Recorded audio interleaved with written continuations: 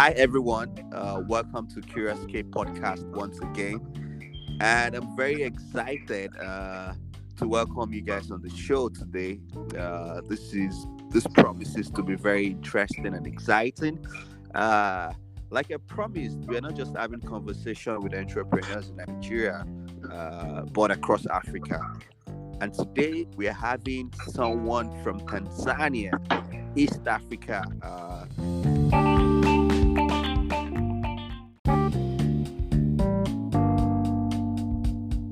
We've known each other for I think how many years now? Whoa. Since Maybe 2015. 2015, yeah. Six, Maybe that's like six years. 6 years. Wow. Yeah. So it's been a long time, and I mean it's just very exciting for me uh to bring him on the show, Curious K podcast. And just allow Yeah. me to introduce Ng'winula Kingamkono, who has been building software for over 10 years and also been building startups. And today we'll be having conversation about Tunzaa, a startup we recently founded, which is a Tanzanian fintech startup that uses technology to transform financial habits of consumers and also connect businesses to buyers. So just sit back, listen, as we are going to be having a very exciting conversation. So welcome Ng'winula on the show today. Thank you so much, Kolako. So how you doing? How is Tanzania today? Well, it's a little warm. I mean, it's always warm, but generally I'm okay. Nothing out of ordinary. Just the usual day in 2021. Yeah. Amazing. That's cool. It's pretty warm in Lagos too, but we've been experiencing rain Okay. here and there. But it's a beautiful day. Yeah. I mean, I can imagine. All right. Yeah. So Tunzaa. Yes. I mean, Yes. that's really the what's getting us excited. I mean, that's why we're having this conversation. So why Tunzaa? I mean, I know you've built startups before. If I'm right, is that in the fintech space as well? Yes, it is. Okay. So Yeah. why Tunzaa? Why did you think this is the right time for you to launch a fintech startup in Mm. Tanzania? Is it because there's a lot of money coming into fintech across Africa generally? I mean, it would be great if you can just give our audience a background into why you started Tunzaa. Okay. So Tunzaa started out as a personal problem, and I started working on Tunzaa in 2019. We just launched in 2021 publicly, Wow. and yes, and in 2019, I think it was like one day at the end of the year, I was going through my financials, and I realized I'm earning money, but with all the money that I was earning, I couldn't, buy the stuff that I really needed. Like I want to buy a new phone, or like anything else, or like travel to somewhere.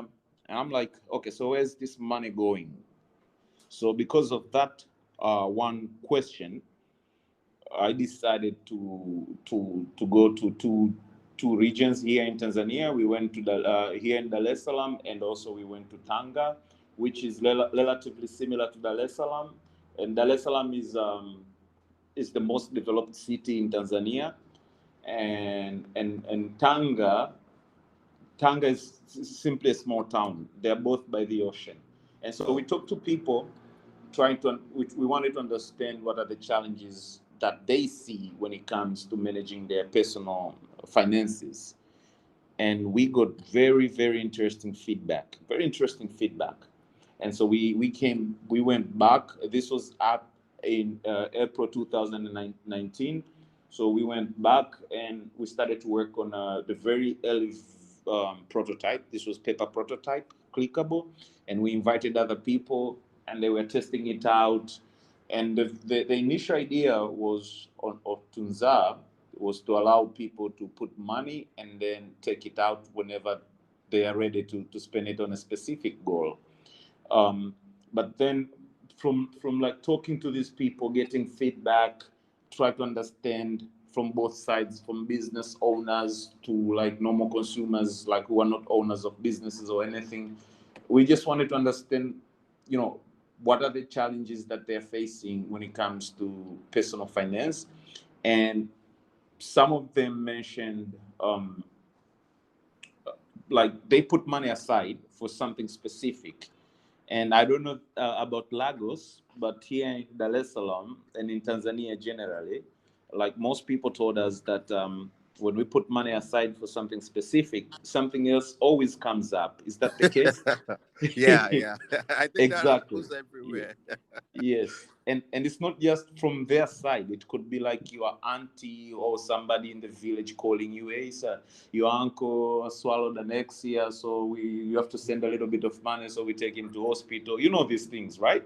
Yeah, yeah. Yes. So these, and also they told us that like most people don't earn a lot of money. They earn small chunks.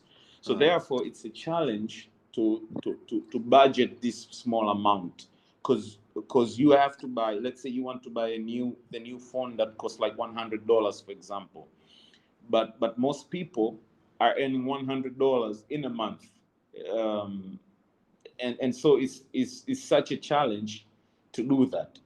But we thought, what if we let people pay in tiny installments, very small installments, and then while we are doing that, we are basically in the background, we are recording your financial activities. Like, okay, so the first week, that's when the most people are like, first week of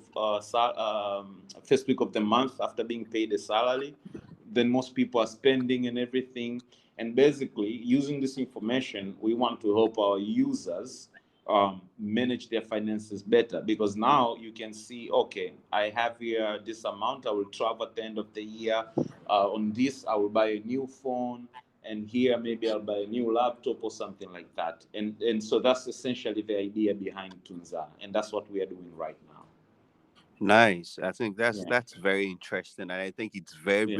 relatable, not just Hmm. in Tanzania, but even in Nigeria. And I think there's a Hmm. startup that is also playing in that space. It's similar to what you're doing, but in the course of the conversation, we'll talk about it.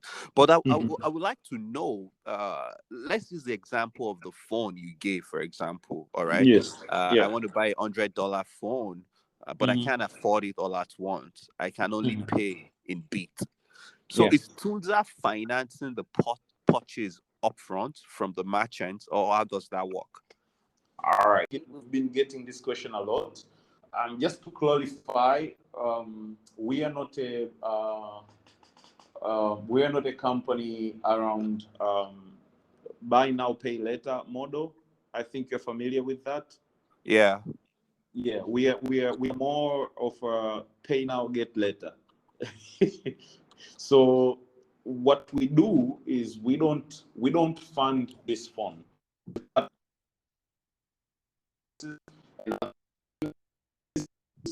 Guarantee us that they will put aside this device the moment you put a down payment. So what happens is people start to pay for this. Let's talk about this $100 cell phone, and then you start to pay for it. And by the time you complete 100% payment, the phone is delivered. Okay. Okay. Yes. Yeah. I like that. So you have to have a goal on the platform and save towards it consistently. Exactly. So when users come on Tunzaa, what they do is they let's say you see a phone you like, you say, I would like I'm capable of paying this for this phone in the next 3 months, for example.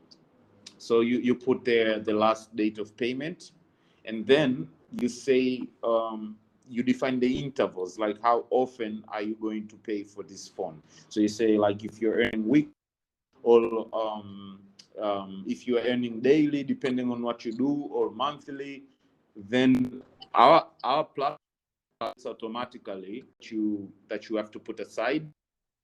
Basically, we send out reminders, and these are designed to anchor in the saving mentality, the saving habit, by sending you reminders that, hey, you said you'd like to pay maybe $20 of that $100 after 5 days. So we send you a reminder, and then basically we send it 3 days before so that you can prepare yourself. And yeah, so that's what we've been doing. Yeah. All right. And is it like an auto debit on your account? Or do I have to manually make that deposit? Or you have a technology where the money just goes off your account at a Yeah. certain point? So we accept payments using mobile money, and we are adding cards as well. So basically, users don't have to come to our office or anything. They can just pick a product and then make a deposit using mobile money.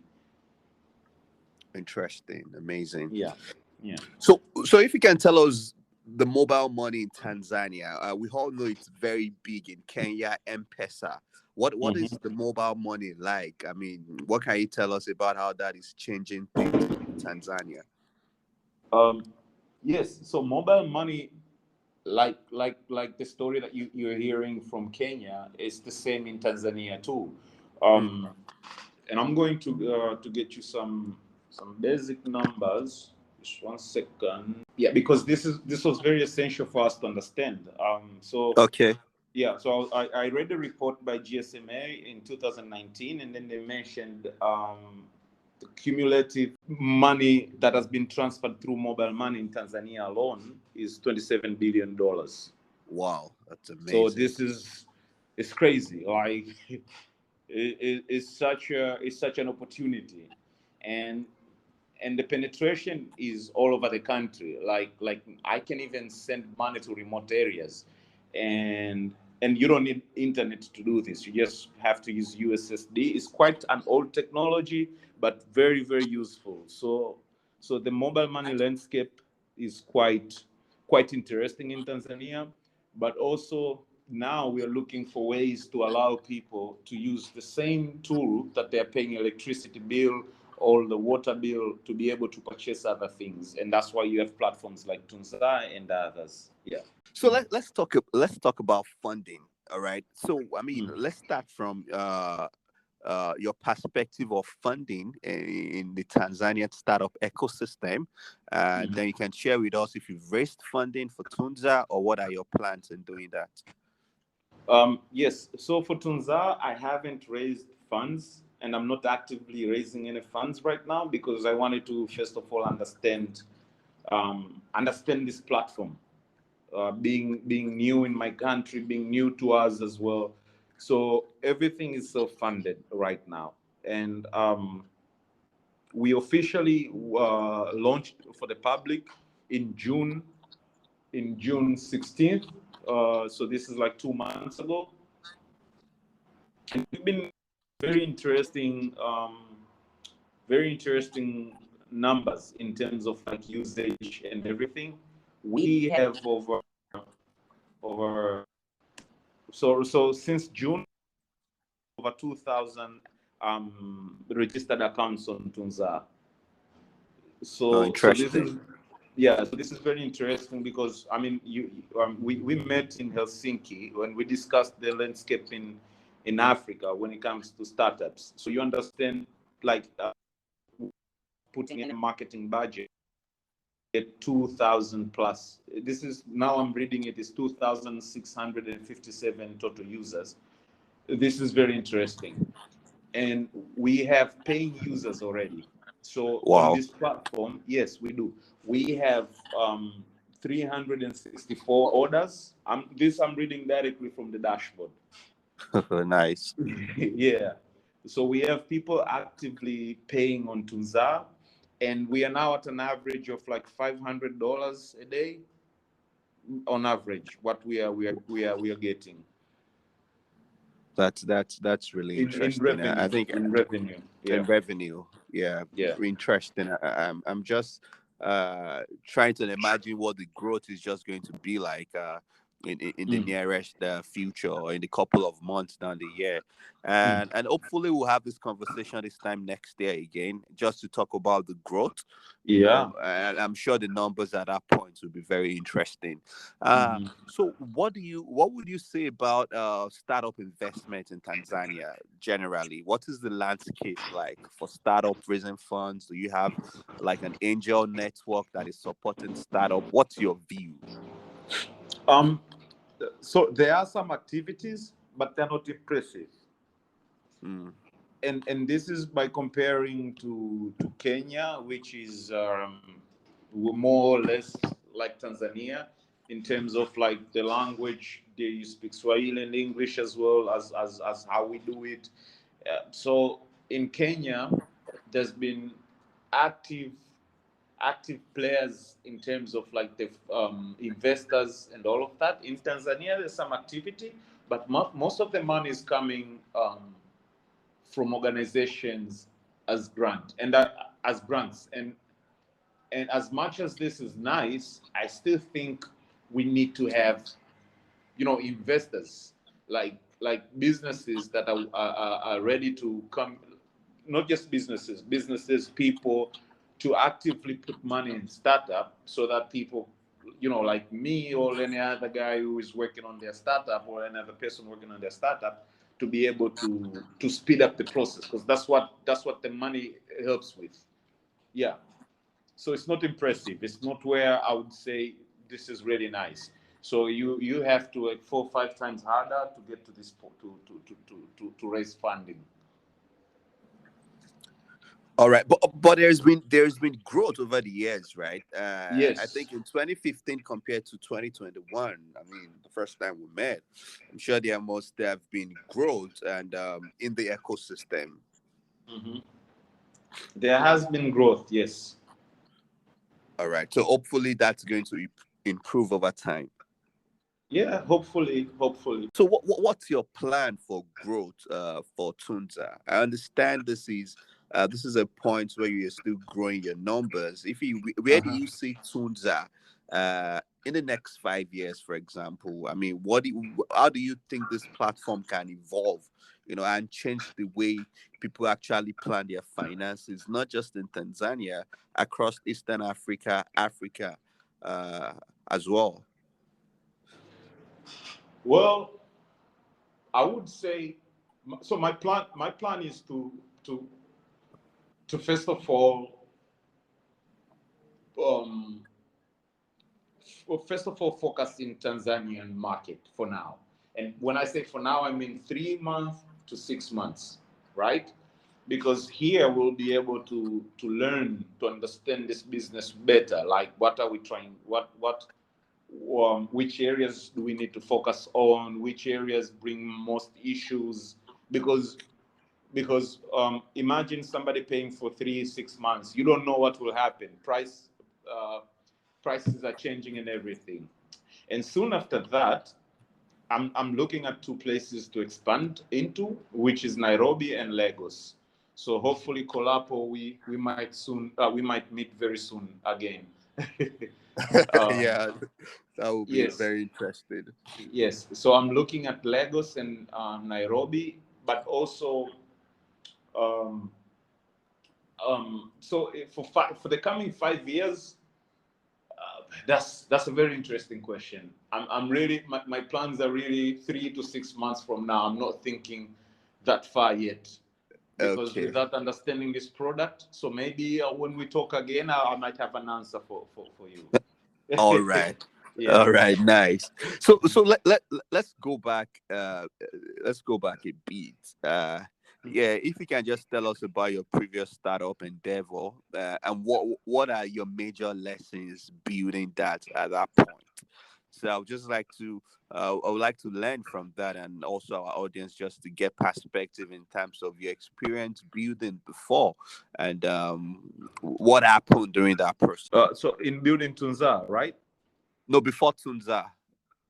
Oh yeah, before Tunzaa, in terms of startups, I Yes. was working on Guumzo. You remember Guumzo? That's the reason we met in Helsinki. Yeah, sure. Yes, and Guumzo was a voice sharing social network, and we built it in 6 years ago in 2015, and we had active users, but we couldn't keep up with the cost, so we had um, to terminate our activities, and then after Guumzo, I started to offer software development services.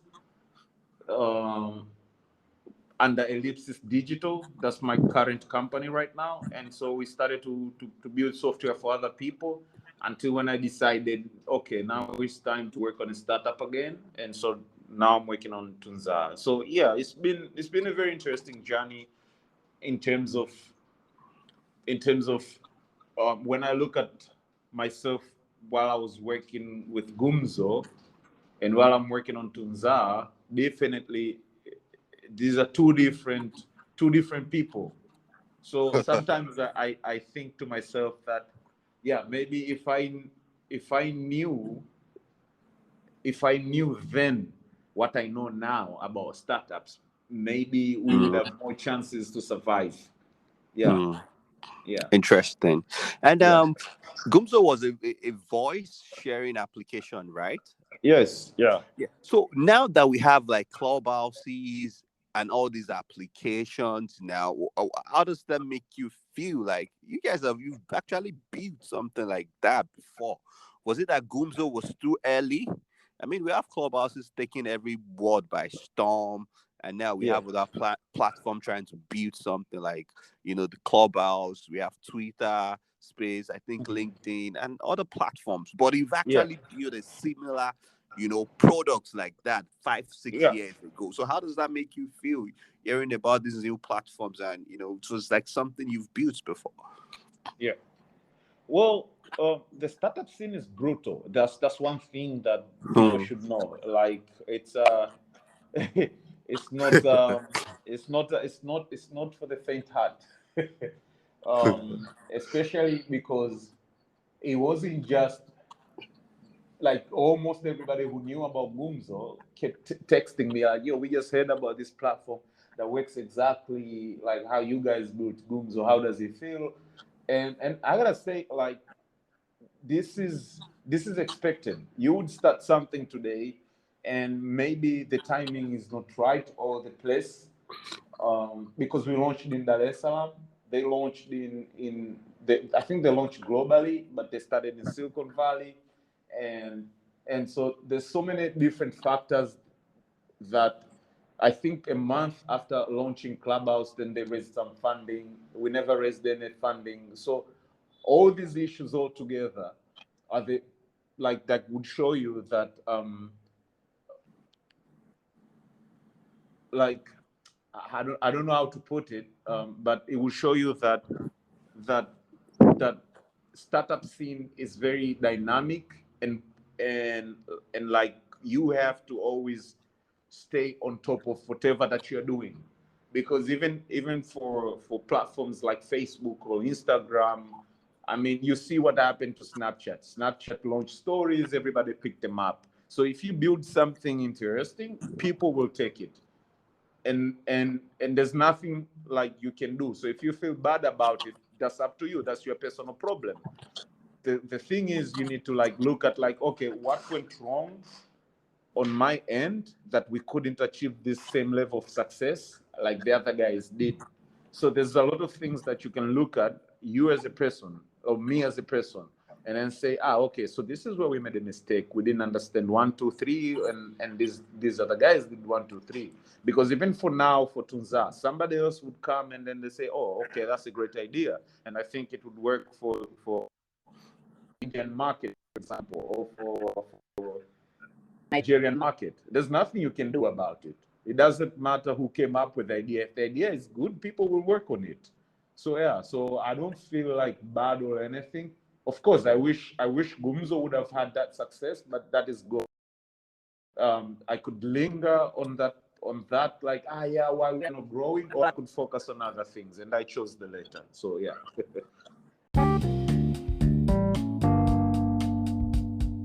I mean, I like your perspective about that.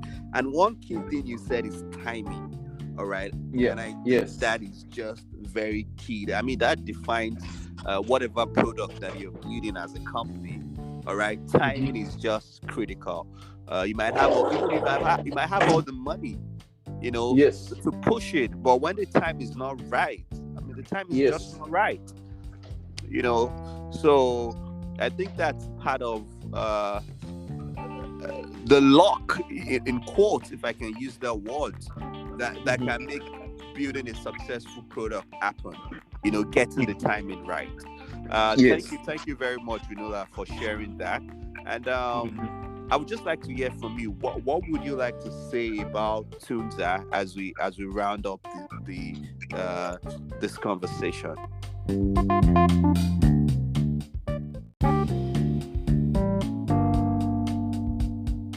Time understanding this problem, talking to people and doing interviews just to get to understand it. And I think that's why it was very easy for people to accept this product when we announced it.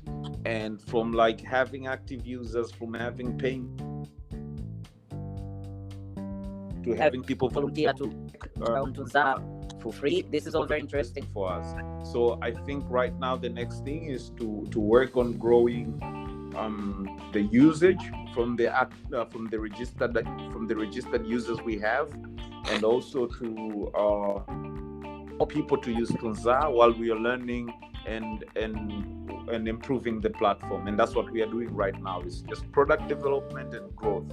I'm not thinking about fundraising. I want to see people use Tunzaa and actively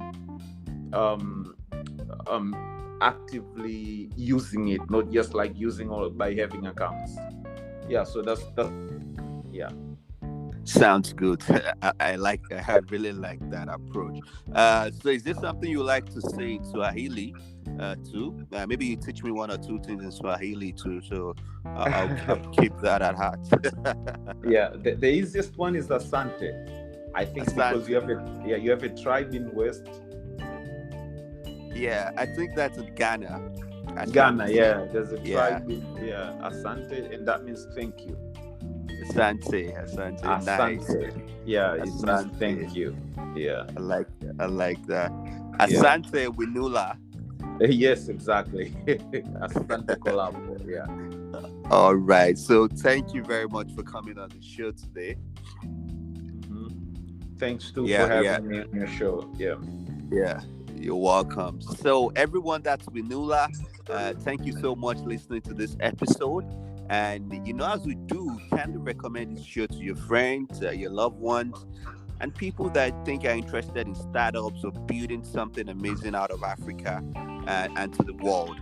And please subscribe to the show wherever you get your podcast. And you can connect with us by writing to us at CuriousKPodcast@gmail.com. See you next time. Bye-bye.